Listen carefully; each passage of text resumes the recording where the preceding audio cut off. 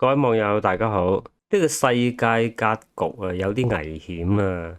爆發第三次世界大戰嘅機率又高咗，大家都有睇新聞啦。北韓出兵12000人支援俄羅斯，已經有3000人去咗俄羅斯嘅東部接受訓練啦。呢啲北韓士兵完成訓練後會去俄羅斯嘅庫爾斯克同烏軍作戰嘅。佢哋全部換上俄軍嘅軍服，到時候分唔清係俄軍啦定係北韓士兵噶啦。澤連斯基講咗噶啦，佢哋一旦上戰場就成為合法嘅攻擊目標噶啦。咁北韓成為繼白俄羅斯之後又一個又俾裝備又出兵嘅援俄國家。咁表面上好似有咗呢啲北韓士兵支援俄軍之後呢，又好似真係係威係勢咁。其實只要你細心咁參考一下歷史，同埋結合一下實際情況，你就知道咧，呢個北韓士兵不單止冇用，仲要起到反效果嘅。嗱，好多人呢就以為北韓士兵就好好打嘅，驍勇善戰。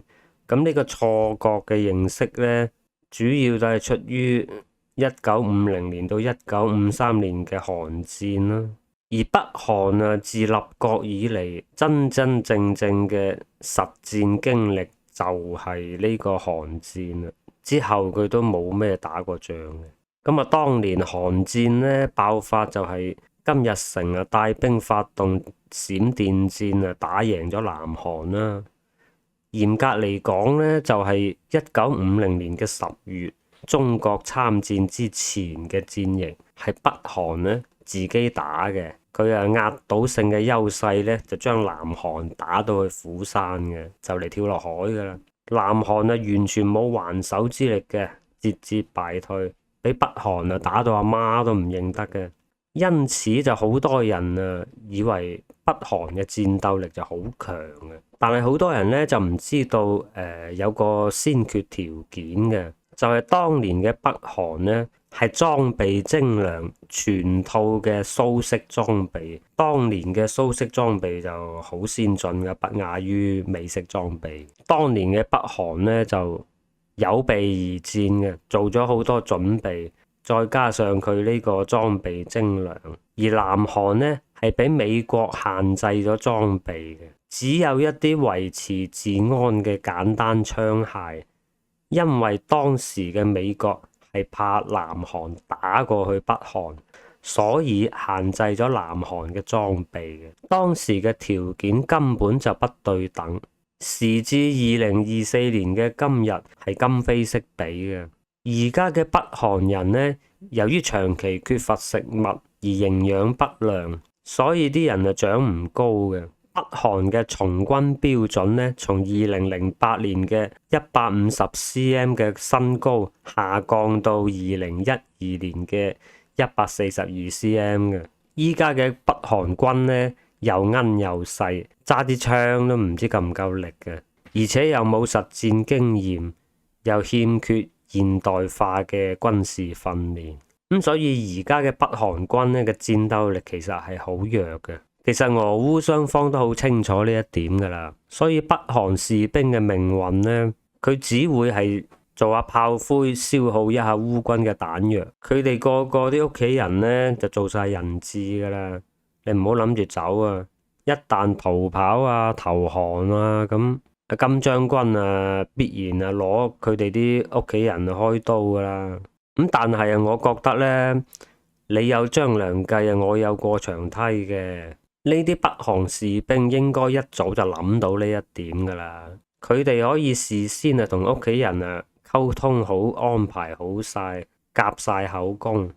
咁到佢哋上戰場投降嘅時候，可以要求對方保密處理，然後呢，就同屋企人斷晒聯繫，好似人間蒸發咁扮戰死，咁督戰隊都冇辦法嘅。咁點解講北韓支援俄羅斯對於俄羅斯嚟講係起到反效果呢。韓國啊，今次就因為此事啊跳起身啊，韓國又要軍援烏克蘭啦。韓國啊今非昔比啊，佢唔再係當年俾美國限制咗裝備嘅嗰個弱小嘅南韓啊，依家嘅南韓啊，佢嘅軍備係世界一流水準嘅，係世界前10嘅武器出口國家。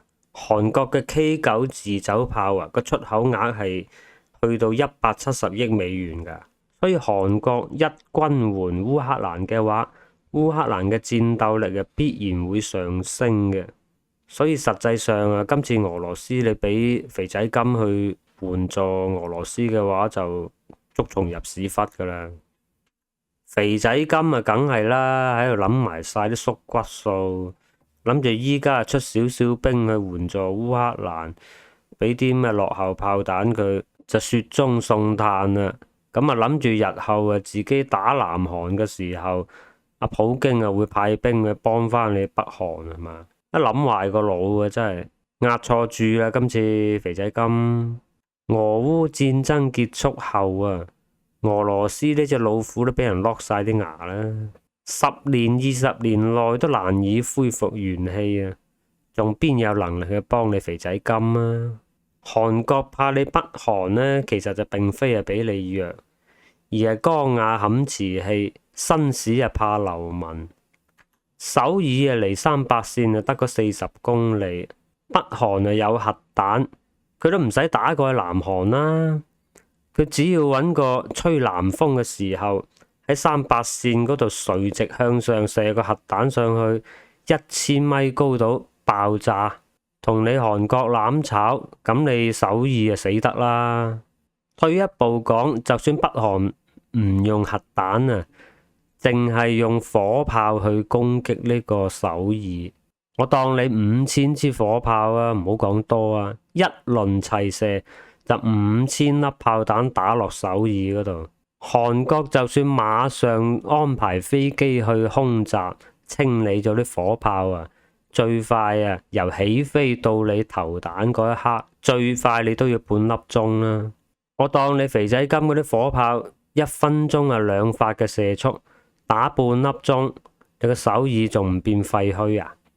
食炮彈食飽你啦！韓國就係驚呢啲嘢啫嘛。咁啊，所以依家朝鮮半島嘅局勢啊變到非常之緊張嘅。肥仔金啊炸晒啲通道，連啲公路啊、鐵路啊嗰啲全部啊炸晒噶啦，完全啊同南韓啊斷晒交噶啦，仲要話隨時都會開槍噶啦。咁啊，往往呢啲大家嗌下交，嗌下就好容易擦槍走火噶啦。咁啊，嚟緊嘅美國總統選舉就至關重要啦。咁啊，對於成個世界嚟講呢，Donald Trump 當選呢就會係件好事嚟嘅。我覺得阿 Trump 啊有能力 control 到呢啲咁嘅局勢嘅。你唔好睇啊 Donald Trump 啊，成日都亂咁講嘢咁啊，好似佢真正做起嘢上嚟啊，好多決策都好有用嘅。你睇下賀錦麗呢啲啊，唉，真係我啊覺得佢完全就唔掂嘅，真係。賀錦麗啊，同啲奧朗德啊、奧巴馬啊、默克爾啊嗰啲啊，真係同一類嘅一啲正牌左膠嚟，無上限濫用大愛包容。你話太平盛世啊還好啊，好似依家咁容易爆發第3次世界大戰呢啲情況啊，係需要阿 Donald Trump 呢啲咁嘅強人出嚟做總統先有用嘅。你睇下2014年俄羅斯侵佔克里米亞嘅時候，奧巴馬做咗啲乜嘢啊？佢唔係考慮對烏克蘭嗰種不公平啊，佢而係驚烏克蘭反擊啊。奧巴馬係即刻下令禁止對烏克蘭出口大殺傷力武器啊！呢啲咁嘅懦弱怕事嘅思維，你點做一個世界警察啊？再睇下後嚟啊，Donald Trump 上台，人哋做咗啲乜嘢？即刻解除禁令，出口毒刺同標槍兼托式飛彈俾烏克蘭。到咗2022年，烏克蘭全靠有呢一批武器啊，先至守得住個基輔啫。如果唔係，烏克蘭一早就冇咗啦。OK，今日講到呢度，多謝大家收睇。拜拜。